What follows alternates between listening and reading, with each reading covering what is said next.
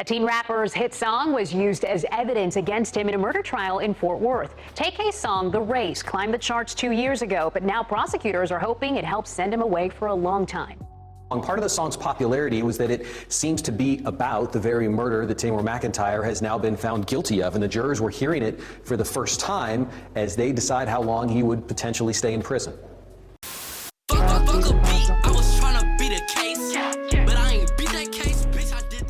He was just 16 years old when he cut off his ankle monitor and went on the run. A teenage fugitive armed with nothing but a car, a SoundCloud account, and a plan to outrun the US Marshals. In a matter of months, Tay McIntyre, better known as Tay-K, would go from an obscure rapper in Arlington, Texas, to a viral sensation whose most viral music video dropped just hours after his arrest that ended his nationwide manhunt, a song called The Race.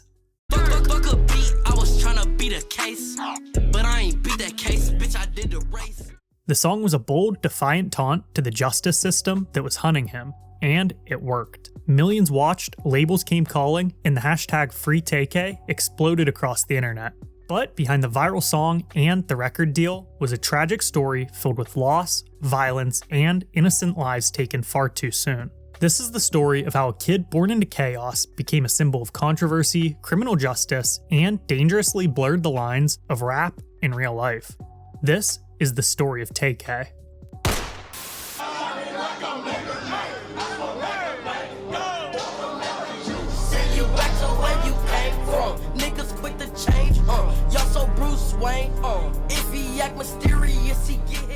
Tay McIntyre was born on June 16, 2000, in Long Beach, California, in the center of Crip territory. His parents weren't just gang affiliated, they were active. His mom ran with the Baby Insane Crips, while his father, locked in a revolving door of prison, had his own history of criminal ties. His mother, overwhelmed and still in the gang life, couldn't give her kids a stable home.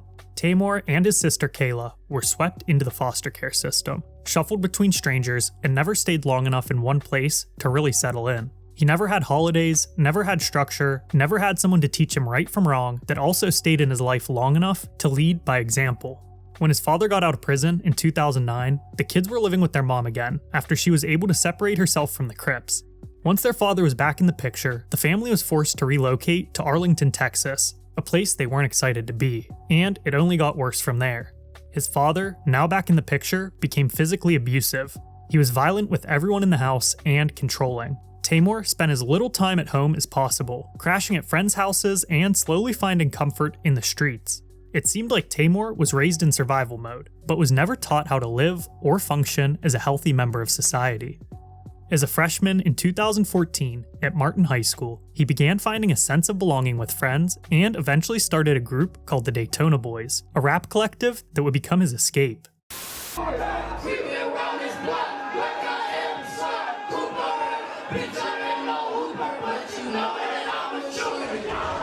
His life was now centered around music and freestyling with his friends. The group was made up of Eric Johnson, who went by the name Santana Sage, Jalen Bell, or Pimps, and Taymor, who took up the name Tay-K47. They began uploading their tracks to SoundCloud, hoping to get noticed. But during the same year, trouble followed. Tay-K was expelled from school for bringing weed on school property, and without any support from his home life, he decided to drop out of school and began living primarily with Pimps at the age of 15. And at that point, he found himself without a real home to go back to. He started putting time into growing a presence on social media for the Daytona Boys. Old interview clips can be found of them online before Tay-K ever made it famous. My nigga G, he's a cool dude, bro. My nigga got the clean ass Honda Civic. They even began booking shows with the help of their manager, who was a kid by the name of Ezra. He was a huge help behind the scenes in helping the Daytona Boys stay organized and gain traction. But the group of friends were also trying to survive and support themselves financially, leading them to steal and rob for money. They were focused on both rapping and the street life. On New Year's Eve, 2015, the Daytona Boys had just finished a show in Arlington. It was supposed to be a celebration. Instead, disaster struck after the group left the show at 2 a.m. Santana Sage was driving both Pimps and Tay-K because he was the only one with a car. While at a stoplight beside another car, Santana Sage fired shots into another vehicle, killing college student Sarah Mushliner in cold blood before driving off from the scene. Eric Johnson is charged with murder for the death of 20-year-old Sarah Mushliner. She was shot in the head during a drive-by shooting after a New Year's Eve party in Denton. Police say at least 2 of the young men in Johnson's SUV were at a party where Mushliner had been that night, featuring Daytona Boys. Video of the evening performance on Twitter. Tay-K and Pimps were in the car, but weren't directly responsible for the shooting. On the other hand, Santana was eventually arrested after police were able to use posts on his Twitter to help identify his car. Santana's defense was that the incident was caused by racial remarks coming from the car that Sarah was in, which caused him to fire his gun, not intending to hit anyone. He was sentenced to 44 years for the murder. Tay-K, still only 15, was not even mentioned in court because he and Pimps were both minors, so they didn't get in trouble for this incident. But their affiliation with the murder seemed to make them feel invincible when it came to law enforcement. Less than a year later, on July 26, 2016, Tay-K and 6 others would set up a home invasion plan that would result in a second fatality that the young rapper was linked to. The group included his best friend Pimps, Sean Robinson, Letharian Merritt, Ariana Barrett, Megan Holt, and a minor named Mia. The group came up with a plan to rob Mia's own boyfriend at the time, 17-year-old Zachary Bellett, while he was inside of his home. The 3 girls were supposed to go and hang out with Zachary, and would unlock the door to set him up so that the 4 guys could later come in and rob the place. However, Zachary wasn't there alone, and his roommate Ethan Walker, 21 years old, was also present. Tay-K, Pimps, Sean, and Letharian waited for hours outside in a car before entering the house around 10 p.m. while the others were smoking. This wasn't just a casual break-in. Sean held Zachary at gunpoint, and Letharian held Ethan Walker at gunpoint as well, while Tay-K and Pimps searched the place for valuable items. The robbery went sideways when one of Tay-K's accomplices, Letharian, panicked and shot Ethan Walker in the stomach, killing him. The gunshot caused Sean to panic as well, and he pulled the trigger to his gun, shooting Zachary in the shoulder, but he would live to testify against them. The group instantly knew they messed up as their plan collapsed around them. Tay-K later admitted to the robbery, but he claimed he didn't know anyone would get killed. He had just turned 16 years old, and the rapper now was linked with a second murder. Tay-K didn't pull the trigger, but he was there, and prosecutors would later argue that his presence alone made him responsible. Before the trial, Tay-K stayed in juvenile detention for 2 weeks after the home invasion, until he was released to his sister Kayla, who'd just started renting her own apartment after turning 18 and taking custody over him. The judge agreed to release both Tay-K and his friend Pimps if they constantly wore an ankle monitor on house arrest. The police kept Kayla's apartment on constant surveillance, but Tay-K stayed active online, asking friends to come over to record and keeping in contact with Pimps. Tay-K had released a few songs on SoundCloud, but he was recording consistently. On there today or not a trap start today, you are a donor. I don't wanna pull it with the thought I'm trying to bone her. She thought a pussy. Fuck, man. But on house arrest, he was trapped in a cycle of anger, boredom, and isolation from the outside world. He was 16, with no lawyer to help with his legal issues, no income, and no guidance on what he should do next. On March 26, 2017, he finally had enough of feeling trapped and decided to do something crazy. He posted one infamous tweet announcing he was cutting off his ankle monitor and that the police would have to catch him. He called Pimps and talked him into joining him to go on the run. Tay-K was officially a fugitive, and the race had begun. Jugging and finessing at a very young age. Try to check me, close that mouth on your face. 22 shots, nigga, all at your. Now on the run, Tay-K and Pimps made their way 3 hours outside of town to San Antonio to try to lay low for a few weeks.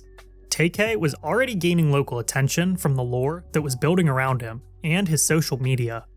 In San Antonio, he was getting spotted by fans and taking photos with them in public, even though he was on the run and probably should have been laying low.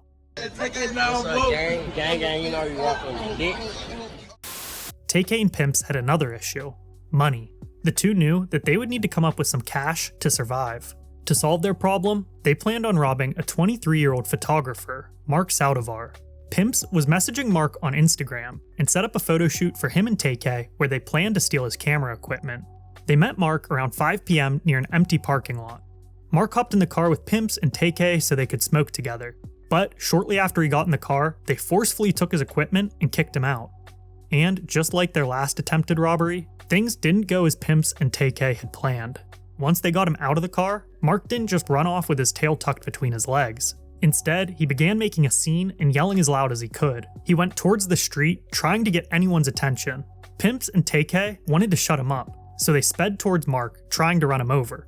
He landed on the hood of the car and hung onto it as they continued to drive. That's when they pulled into a Chick-fil-A parking lot to try to get him off. But when they stopped, Mark stood up and started to stomp through the windshield and was able to crack it. In rage, Tay-K leaned out the window and fatally shot Mark. And they drove off, not knowing that it was all captured on a security camera. New on the night beat, one man found dead in the middle of a parking lot of a North Side fast food restaurant following a shooting. As Pilar Arias reports tonight, police say the car the victim was riding in may also be the same vehicle the suspects took off in. This was another innocent life lost, and another family left broken.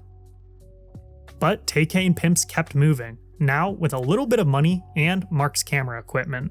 For their next stop, the two would return home to Arlington.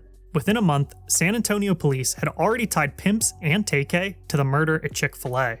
Knowing that they needed to leave immediately, the two got in the car and started a 23-hour road trip to New Jersey, where they knew a few people that they could stay with and try to lay low. But Tay-K struggled with this, and instead of going off the grid, he went viral. What's your favorite song right now in Dallas? To be honest, my favorite song right now is Murder, She Wrote by Tay-K. Hell yeah. Low-key snapped on that, bro. Like, y'all niggas need to go check that shit out.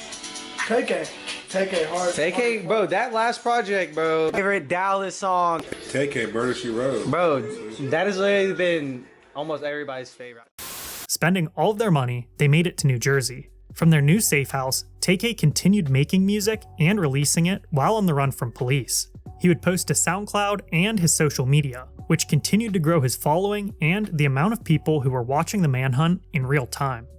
Police started putting up wanted posters of Tay-K in the areas that they suspected him to be hiding out at. For Tay-K, this was free marketing and an opportunity that he could capitalize on. In June of 2017, he released what would become his biggest song ever on his birthday, a defiant anthem that mocked the situation he was currently living out, the race. Fuck a beat, I was tryna beat a case, but I ain't beat that case, bitch, I did the race. After posting the song, a videographer reached out to Tay-K and offered to shoot a music video for free. The following day, they recorded the video and had it edited and ready for Tay-K to upload within 24 hours. But Tay-K decided not to release it right away. But the US Marshals were getting close. Exactly 2 weeks after Tay-K's birthday, he was arrested in a New Jersey home. The 96-day manhunt had finally come to an end. We've just learned 17-year-old Tamar McIntyre has been arrested in New Jersey by the U.S. Marshal Service. He's been being held there pending his extradition back here to Texas. McIntyre, who's from Arlington, is suspected in a capital murder case and had been described as a violent fugitive. He's been the subject of a nationwide manhunt. But that wasn't the end of Tay-K or his presence online. 2 hours after his arrest, the music video for the race went public on YouTube. When the video dropped, the internet exploded. The entire story sounded like it was straight out of a movie or Grand Theft Auto. A teenage kid that was on the run and being hunted down by the US Marshals for 3 months while continuing to release music and mock those looking for him online. If you weren't already following the story, now you couldn't escape it. The video would reach over 20 million views in just a few months. Tons of major artists were remixing the song and mentioning Tay-K on social media. Lil Yachty, 21 Savage, Rico Nasty, Tyga, and Young Nudy were just a few rappers who remixed the song. 100-round drum hanging off the Drake. Instagram live got him killed broad day. Put a nigga in a place. Rich as fuck out the window, free Tay-K. Pay for sure. T-shirts with Tay-K's face on it and the hashtag #FreeTay-K were trending nationwide. Even though Tay-K had been caught, his legend was getting out of control at this point. The state of Texas wasn't amused with how this was playing out at all. They looked like they were outsmarted by teenagers. The state is known to be very harsh on murder cases, and the judge announced that Tay-K would be tried as an adult. Even though he was facing 2 murder charges, record labels began reaching out to Tay-K as the race continued to go viral. The song would make its way to the 44th spot on the US Billboard Hot 100 chart. While he awaited trial, Tay-K signed a record deal with 88 Classic. who would compile his songs on SoundCloud and re-release them as an album on streaming platforms titled Santana World. The album went crazy online, and over the next 6 months, the video for the race would surpass 100 million views on YouTube, and currently it sits at over 250 million views. Even though he was locked up, Tay-K continued to post to social media with devices that he wasn't allowed to have access to. He accidentally ratted himself out on a phone interview with Adam 22. Damn, bro, how you doing, man? We all miss you out here. The streets still, your name is buzzing in everybody's mouths. That's the first thing I want you to know. Yeah, no, I'm just in the chilling food, waiting on my bar. So we got this song coming out real soon, this hard song. We ended up putting Block Boy JB on it, and nobody's ever heard you speak on the song at all. So have you heard it? Yeah, I got a tablet, like I got an iPad. I've been listening to music in this house. As a result, he was thrown into solitary confinement. Pimps was prosecuted first and was offered a deal to testify against Tay-K. But he didn't take it and stayed loyal. In November of 2018, he pled guilty to 2 counts of aggravated robbery of Ethan Walker and Mark Saldivar, and he received 30 years. In July of 2019, Tay-K was on trial for the 2016 murder of Ethan Walker. Prosecutors painted him as a remorseless teen who glorified violence. They were able to legally use lyrics from the race as evidence against him. In the video, Tay-K is throwing up gang signs, flashing guns, and posing with his own wanted poster.